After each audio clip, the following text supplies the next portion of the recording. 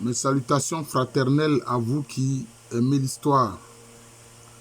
Alors, nous continuons la série sur la thèse de Soro Dosongo Drissa, intitulée Intar Senufo de Côte d'Ivoire, histoire du Batog, du milieu du XVIIIe siècle à 1961. Voilà. Alors, c'est des morceaux choisis. Bon. Alors, il parle par exemple ici du lieu, période de l'initiation et devoir de Tétiolé, non de Tiololé. C'est-à-dire que ce sont sans doute des initiés. Voilà. Il dit l'initiation du Poro se fait dans un bosquet près du village, appelé bois sacré. En fait, chez les Senufo, tant qu'il n'y a pas un bois sacré, à un lieu, on considère que cette localité-là n'est pas à proprement parler un village humanisé. Voilà, c'est ça. Parce que le bois sacré, à côté du village, c'est ça qui fait que le village, en tant que tel, existe, je peux dire, au plan institutionnel, dans l'esprit du Senufo. Le bois sacré, Sizaga Gi, c'est le nom du bois sacré chez les Batobélé, voilà, les Senufo du bateau. Sizaga Gi se présente comme un bosquet touffu dissimulant une ou plusieurs clairières. Celle-ci rappelle les campements de culture. Au centre, une place circulaire sans trace de végétation, se trouve une hutte et quelques cases. Voilà. En effet, le Sizanga abrite le quartier Léo et le Sien Léo, notion symbolique représentant les ancêtres du village ou du groupe. Le bois sacré habite aussi les figurines représentant les ancêtres originels qui sont Niénénion pour l'homme et Irigénion pour la femme. Il semble qu'il n'y a pas de distinction chronologique entre les ancêtres originels et les ancêtres fondateurs du groupe, si bien que Niénénion s'appelle aussi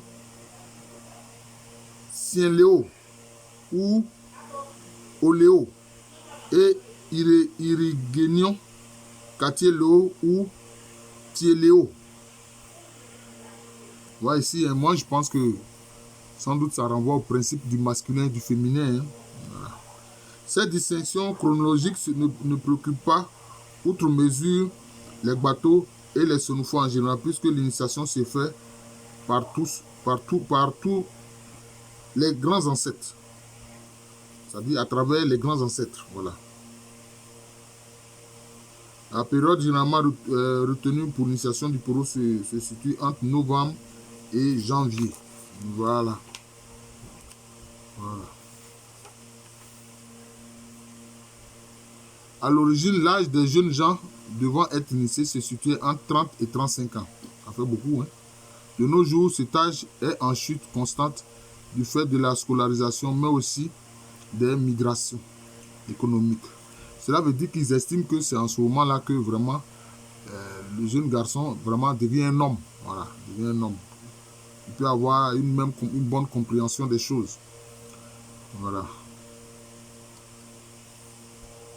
Dans un village, il peut y avoir plusieurs bois sacrés. Dans ce cas, l'entrée des néophytes se fait dans le bois sacré principal, c'est-à-dire celui du chef de village, avant que chaque néophyte ne retourne dans le bois sacré de son lignage pour achever son initiation.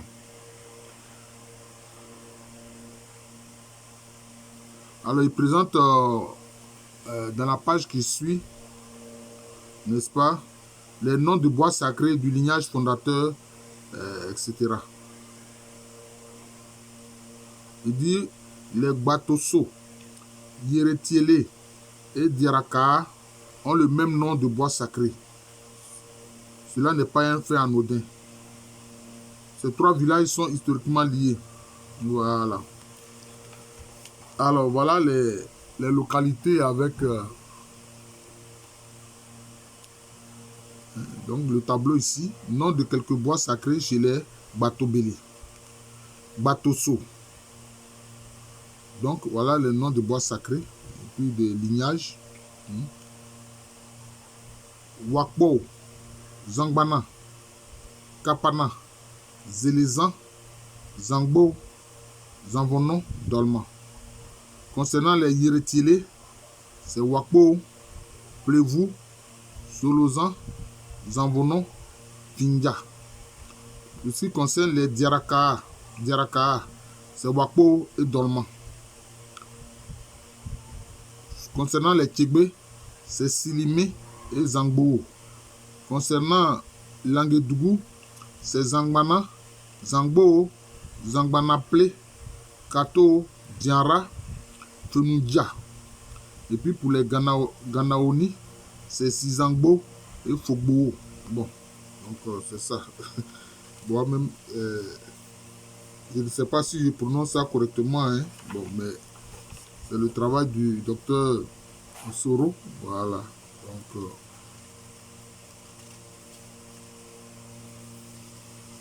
il dit la défense du village paraît être un devoir imposé par l'histoire du groupe à un moment donné, celui des temps de guerre.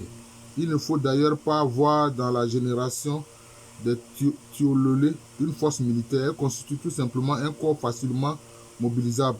Cela entre aussi dans les épreuves de test du courage des Tiololé. L'initié est soumis à un quotidien réglé qui participe à sa formation.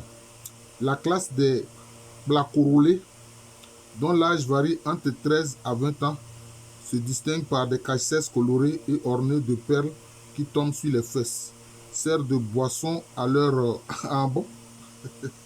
à leurs aînés pendant les travaux. La classe des Plalélé, comprenant les âgés de 20 à 27 ans, ils font ensemble les travaux champêtres, creusent les tombes et sont chargés du transfert des corps dans le cimetière. Les Tiolobélé, dont l'âge varie entre 27 à 34 ans, sont chargés d'organiser les funérailles et les cérémonies. Les funérailles sont un lieu pour rendre un hommage à une personne qui a fait le poro jusqu'à son terme. Il revient donc au Tiolobélé de rendre hommage à un citoyen, je pense, à un habitant, par des rituels bien codifiés. La classe qui marque la fin de l'initiation est celle des Kafoyés. Ceux-ci terminent ainsi les diverses phases d'initiation à l'âge de 37 à 41 ans. Leur tâche de laver les corps et de les ensevelir. En d'autres termes, ce sont eux qui s'occupent du corps d'un initié décédé. Alors ensuite, le docteur parle des manifestations culturelles chez les bateaux, ou le peuple Batobélé. Entre les différentes phases du poro, les danses sont célébrées pour marquer la fin d'une phase et le début d'une autre. Les plus importantes sont le Soo, danse des plats corolés, qui marque leur entrée dans le plat. Le Niulo, plutôt, danse des plats qui marque leur entrée dans le Tiolo. Les Tiolo, à la fin de l'initiation, expriment leur joie à travers le Pafokouon, à la suite duquel ils deviennent Kafoyés et font la danse du Ngoron. Voilà. Une danse de résistance qui vient clore les festivités du théologue en pays Bateau. Elle est pratiquée dans les cantons Ténéouré, en région de Bundiali, Kafibélé, Sirasso, Kassemblé, Siempurgo, Niéné, Kouto, Tengrela, une partie du Noulo, Ngolublasso, le bateau sud Diara et le bateau nord Ganaoni. Elle marque la sortie d'une promotion du bois sacré, c'est-à-dire les Kafoyés. Ceux-ci ayant affronté avec succès les dures épreuves de toutes les étapes de l'initiation ont droit à une récompense qui se manifeste lors de cette danse. Il y a fort à penser que les localités de Kouto, Sirasso ou Siempurgo ont emprunté cette danse à leurs voisins du sud et à l'ouest.